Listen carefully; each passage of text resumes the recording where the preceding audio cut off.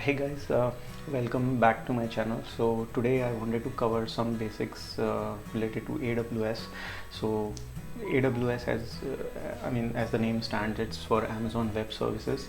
It's a cloud service provider which provides us with services that can be used on demand and scaled as and when needed. So the cloud infrastructure is something which replaces the conventional physical data centers or the physical machines that earlier business used to buy.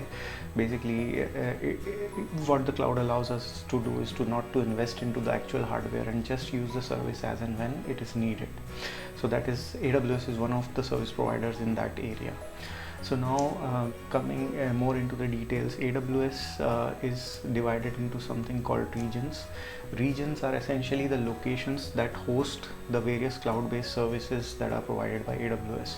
Now the region, you can say it's a geographical location which will contain the actual physical data centers that are the backbone or the backend of whatever services AWS is providing. If we go to this AWS website, there is a URL which I'll be sharing it in the description, and you can check it as well.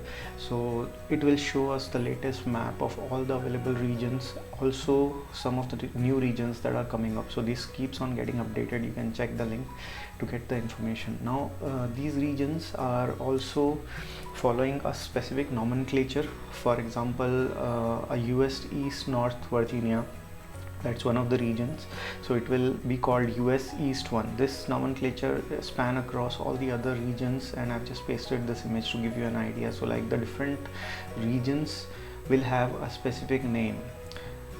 So for example, Asia Pacific Mumbai will have a name of AP South 1. So this is just the name of the region. Now, as I was mentioning, this region is further divided into something called availability zones. So availability zones are the actual physical data centers, or those locations which actually hold the hardware or the infrastructure which is providing us with the services when requested. So for example, Sydney is one of the regions. The region is named as AP Southeast 2, but then it's further divided into three availability zones: 2A, 2B, and 2C.